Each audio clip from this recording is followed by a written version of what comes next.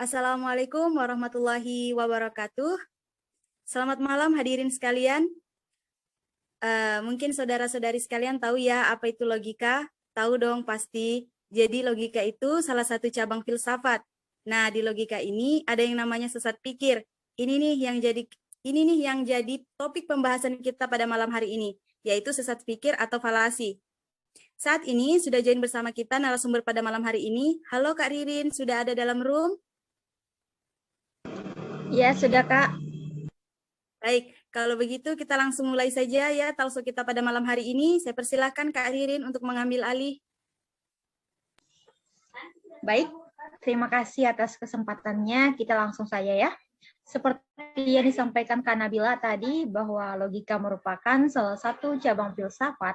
Dan di dalam logika itu sendiri ada yang namanya sesat pikir atau falasi.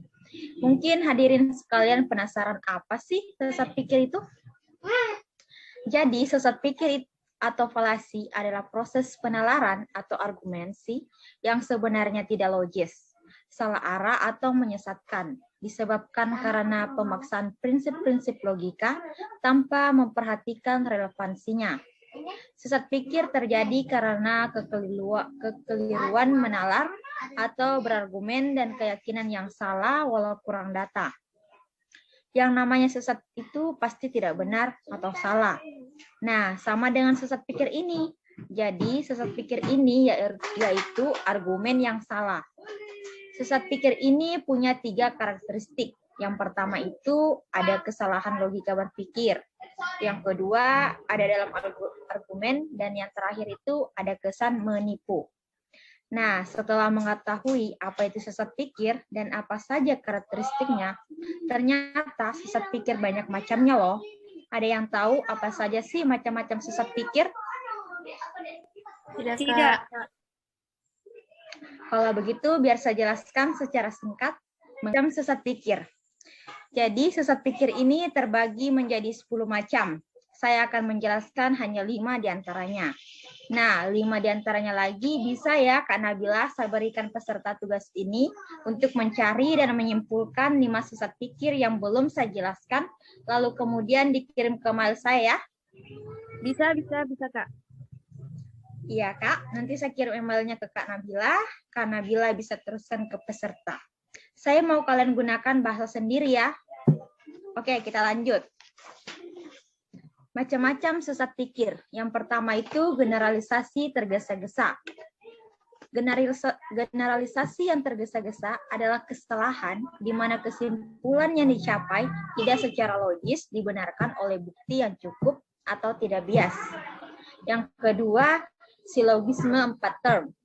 Dalam silogisme kategoris yang sah hanya boleh dipakai 3 term, yaitu subjek atau S, predikat atau P, dan term tengah atau M, yang menjembatani atau menghubungkan subjek dan predikat tersebut menjadi kesimpulan. Sesat pikir dengan 4 term biasanya terjadi karena menggunakan arti bermakna atau mempunyai banyak arti bagi term tengah. Misalnya, semua orang mempunyai kaki.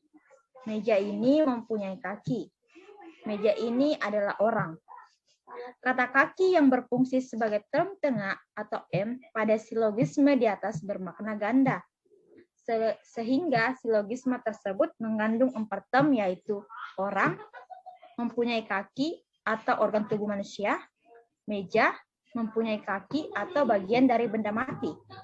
Yang ketiga, post hoc ergo propter hoc, kesesatan non kausa pro kausa atau post hoc ergo propter hoc.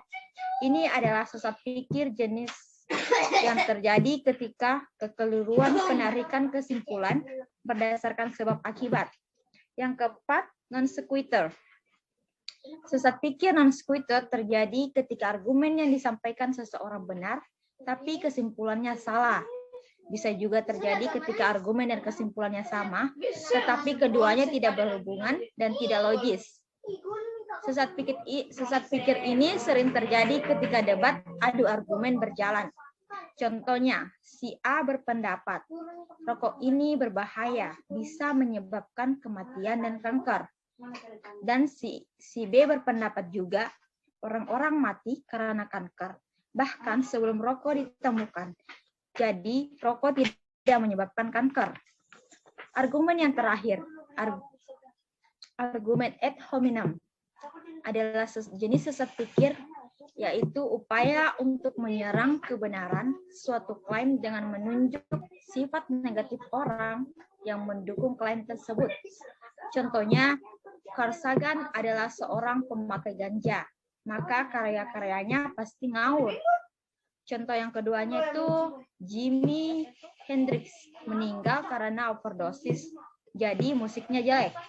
Nah, untuk 5 macam sesat pikir yang belum saya jelaskan, yaitu ada argumen ad populum, slippery slope, false dictum atau black and white, strawman, dan circular reasoning. Jadi, 5 ini yang kalian cari dan simpulkan ya. Saya tunggu hasil kalian. Mungkin ini saja yang bisa saya jelaskan. Mohon maaf apabila ada kekurangan. Selanjutnya saya kembalikan ke Kak Nabila. Baik, wah penjelasan yang sangat singkat dan mudah dipahami ya. Terima kasih Kak Ririn. Nah, selanjutnya yaitu sesi tanya jawab. Peserta diskusi yang ingin bertanya, saya persilahkan.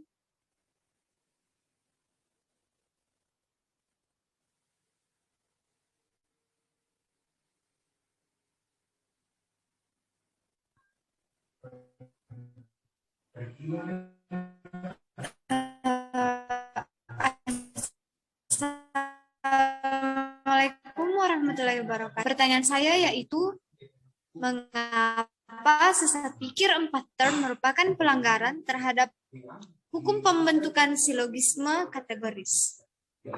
Baiklah, itu pertanyaan. Ya, baik. Pertanyaan yang sangat bagus nih. Jadi langsung saja saya persilakan Kak Ririn untuk menjawab pertanyaan dari saudari Saskia tadi.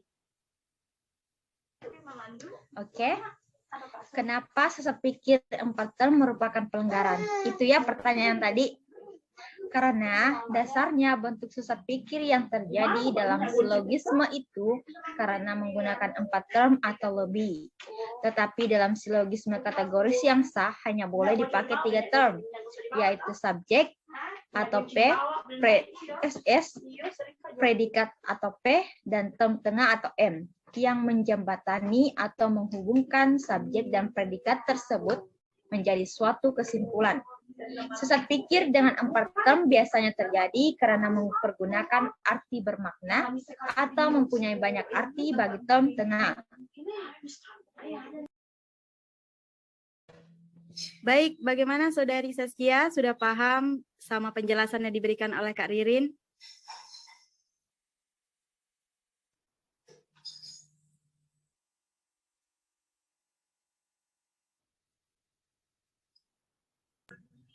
Alhamdulillah penjelasannya sangat jelas dan saya sudah paham.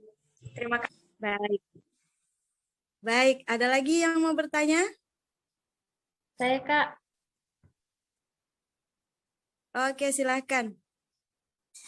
Oke, Assalamualaikum warahmatullahi wabarakatuh. Waalaikumsalam warahmatullahi wabarakatuh.